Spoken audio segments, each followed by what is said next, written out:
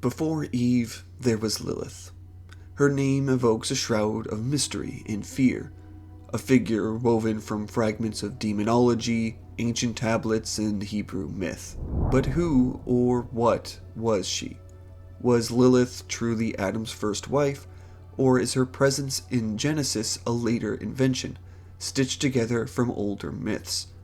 To answer this, we'll dive into a labyrinth of ancient texts and art, from Sumerian tablets to Babylonian spell talismans to the controversial alphabet of Ben Sira. This is the story of Lilith, the demon, the outcast, and perhaps the forgotten. If you enjoy videos on mythology, legends, and folklore, make sure to subscribe for more content, and please leave a like if you enjoy the video. Now, let's dive into it.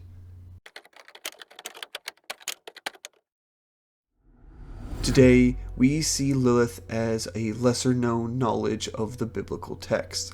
Commonly, she is known as the first wife of Adam, the woman before Eve. But how could this be? We know well the story of Genesis. There's only one Adam and Eve, right? Well, the idea of Lilith came from an issue on how the book of Genesis is written and read. In Genesis 1:27, it is said, "So God created man in his own image. In the image of God he created him. Male and female he created them." And this is Adam and Eve, right? Well, maybe not. After this passage, God creates the rivers and shrubs and crafts the Garden of Eden. He then places man in the garden and has him name the animals. But God notices that man has no partner, and thus he puts Adam to sleep and crafts a woman from his rib. But man and woman was said to be already made back in chapter 1. Man, Adam, is brought into Eden, but not the woman. And then God makes woman again. So what happened here? Surely God didn't hit his head and have some sort of short-term amnesia. He knows what he is doing. This was the problem many rabbinical scholars had back in the day. It seemed an issue that needed to be solved. Thus came the idea of Lilith. Lilith being the first woman, and Eve the second made from Adam's rib. And so the story became uncovered. Lilith, Adam's first wife, who refused to submit to him, instead opting to be a girl boss, yes, queen. And she leaves and runs into the desert. A godly angel police force chases her to the Red Sea, where she is stopped and interrogated. Here, she negotiates her punishment and accepts her fate, becoming the death of children, the bane of women, and the mother of demons. It sounds like she probably should have asked for a lawyer based on this deal. So, Lilith became the Demoness. But maybe this is wrong too. Was Lilith the first woman, or was she a creation of another kind? A scapegoat answer to a difficult question and pieced together by other myths, legends, and a dash of fear. Some medieval plagiarism, perhaps. Well, let's go over the entire history of Lilith as a figure, where she started and where she ended up, and see what we can uncover.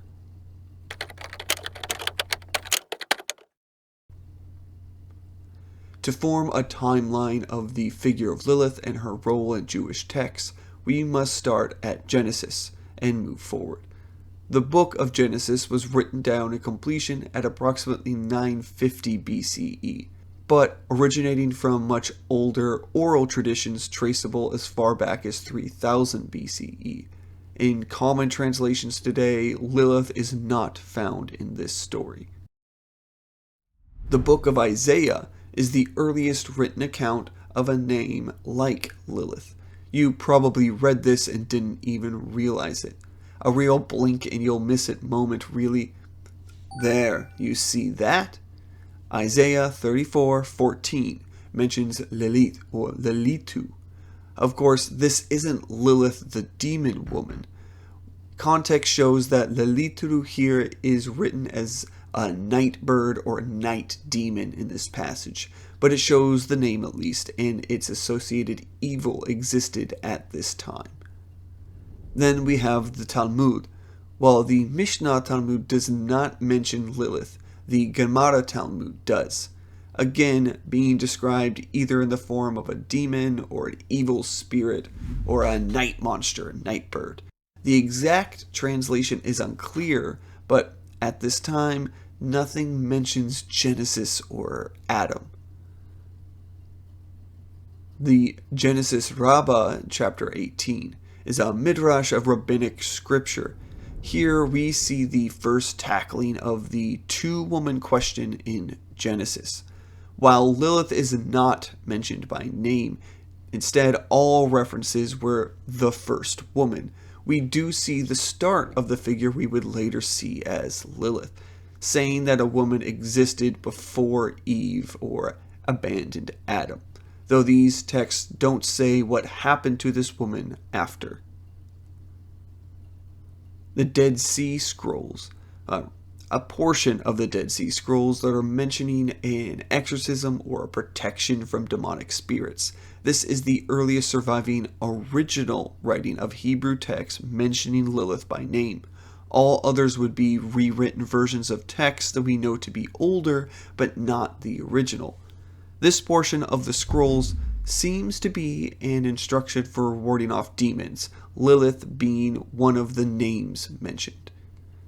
Babylonian incantation bowls, originating in Mesopotamia and Syria, these bowls contain written incantations and protections against evil spirits, including the named Lilitu or Lilith.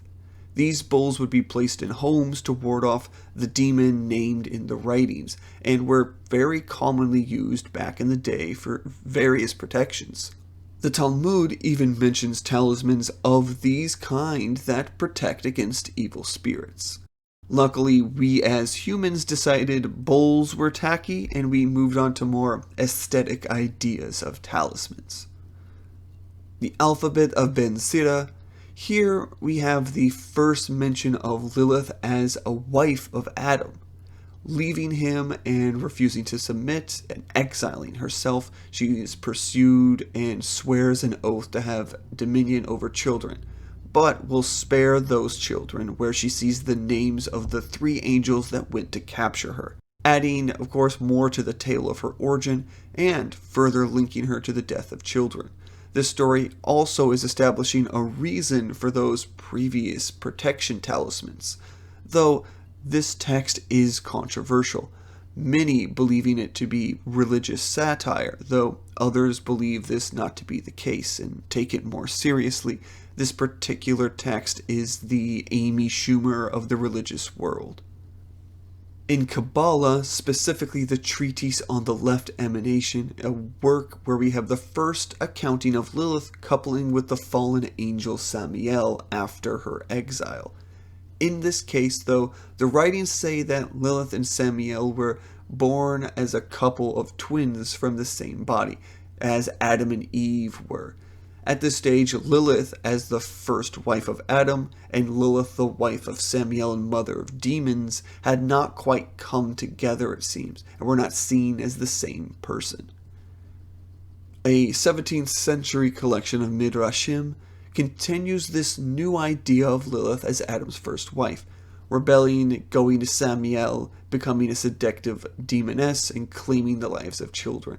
Here seems to be the first complete telling of the figure of Lilith as we know it, a complete telling of Lilith becoming the seductive demoness and slayer of children. With all of this said then, what is the true Lilith? Where did this idea come from? Is Lilith a rediscovery of older religious canon, or perhaps was she a previous goddess from a different mythology, reformed and reforged by fragments of ideas almost long forgotten? To find out, we have to look at other non-Judeo-Christian sources of Lilith. What do we know about Lilith from other cultures, and how far back do they go?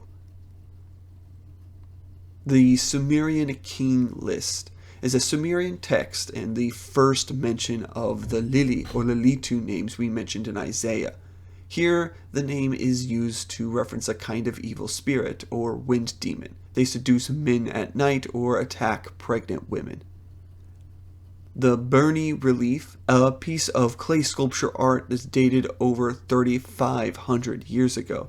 It depicts a bird-like woman with clawed feet. The exact location of its discovery is unknown. Thus, what figure this represents is not truly known either. Some scholars believe it to be Lilith, while others believe it to be the goddess Inanna, mentioned in the poem of Gilgamesh, or the goddess Ereshkigal, the Sumerian version of the god Hades. The iconography of wings and owls fits the translation of Lilitu even in the Hebrew text of Isaiah, referencing the night bird or night owl or a wind demon. Thus, this bolsters the idea that this is indeed a depiction of Lilith. If it is, the idea of Lilith was known in other cultures during even the oral accounts of Genesis. Lamashtu, found in incantation texts that describe her as a chaotic demoness who preys on pregnant women and infants. With a lion head and wings, Lamashtu was a feared demon goddess of Sumerian mythology. Just like the bulls for warding against Lilith, amulets were worn invoking Pazuzu to ward against Lamashtu. Pazuzu being a rival entity and main enemy of Lamashtu. Lamashtu follows similar descriptions and themes to the Hebrew Lilith of later centuries, being an evil against women and children. Pazuzu himself was also a demon though, so it seemed the Babylonians at this early age understood the idea of fight fire with fire, or fight demons with other demons. The epic poem of Gilgamesh, Enkidu, and the Netherworld. We are looking specifically at tablet number 12, and this poem, a creature with this name, is connected to a sacred tree tended to by the goddess Inanna. This creature resides in the tree along with a few other supernatural entities. Some scholars interpret this figure as an early reference to Lilith. It is described as a night spirit with wings in the poem, once again matching the ideas of the Sumerian tablets and the book of Isaiah. The Greek Lamia, mentioned by Aristophanes in his works, the Lamia being a woman with serpent qualities known to be a seductress, and one who preys on the lives of children. This may be another recreation of Lamashtu or Lilith, or at least the Greek version of such an entity.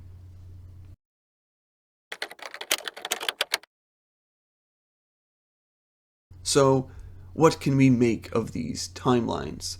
Are we dealing with a buried biblical secret, or is this a case of demon plagiarism? Well, we can look at our sources and discover some eras that provide a slow but constant transformation of this figure throughout the text. In the earliest known days, when Genesis was not yet written but still told in oral tradition, we have no mention of Lilith as a figure in the story. Any mention of Lilith would be from the Sumerian and Babylonian Lilitu, those wind spirits or demons that we mentioned in Isaiah. At this point, Lilith was not even an idea in the Hebrew text.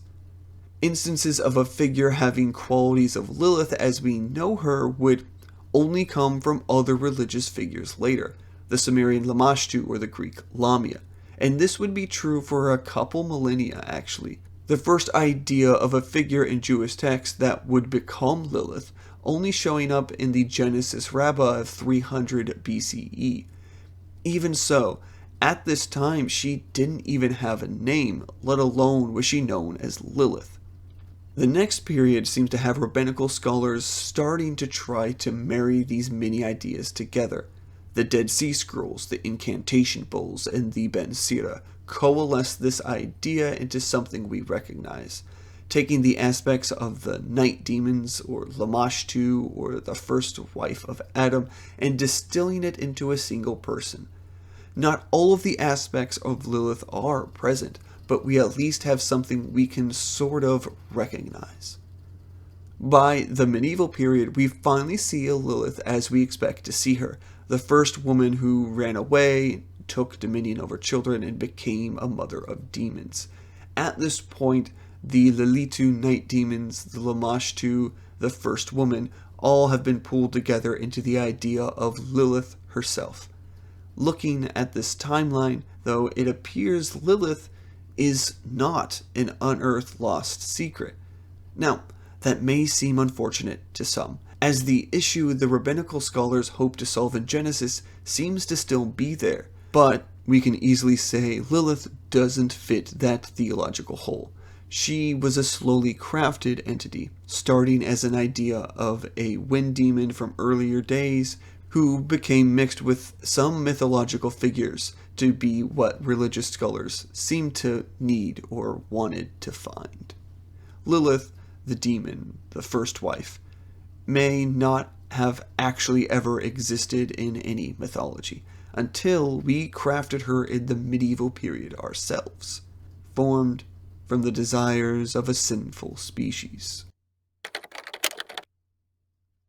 And that is all that I have for you today. What do you think of the story of Lilith? Do you think she was the first woman, a demon who seduces man and devours its offspring, or even something else entirely? Let me know in the comments below. Please remember to like the video and subscribe for more myths, legends, and folklore. And as always, thank you, listeners.